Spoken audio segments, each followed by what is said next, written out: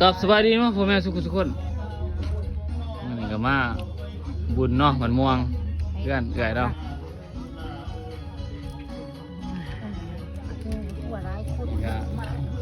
ตบสีเนาะกินเป็ดเนาะมื้อนี้เนาะเพื่อนคนหนาของเราเพิ่นเนาะก็นั่งรถขนอยู่ว่าซะจัดบุญบ้านเฮาเองบุญนาซีงานใหญ่โลด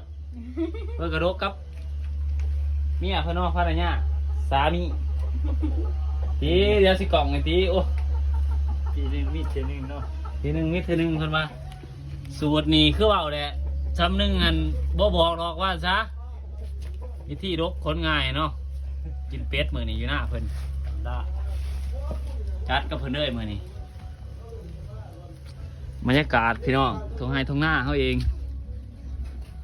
อากาศสดๆเลี้ยงเป็ด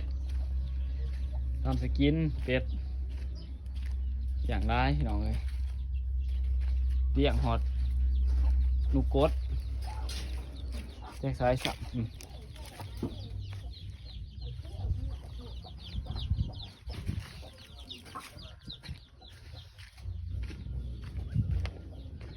บางหนองบางน้ำนี่ครบ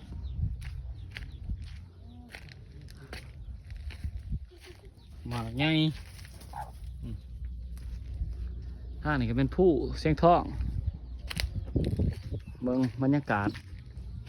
ภายในงานตรงไฮตรงหน้านี่ก็มันเลี้ยงมองเลี้ยงไก่ตีเพิ่นตัวละด้านขาย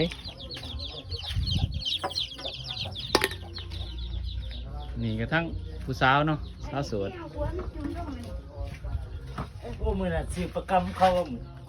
แมนเกณฑ์ซื้อหิวประกำลูกโอ้ยกโปนี่ตีโอ้ยโอ้ว่าน่ะสีขั้วเนาะถ้าขั้วเป็ดจะหน่อยจะได้บรรทุนมาออกมาปะบ่ค่าแขกนี่ก็น้ำกับสวนกับหน้าเนาะไก่ต่อเบิ้งให้ FC เบิ้งไก่ต่อก่อน FC อยู่เบิ้งไก่ต่อไก่ต่อเนาะคือว่าเอาโลดคักขันดีห้องสนใจที่ต่อด้วยโลดเนาะมีหลายไก่ต่อฮะไก่ตีกันนี่ตัวนี้ไก่ตีของแท้มีห่อดีดสายดีด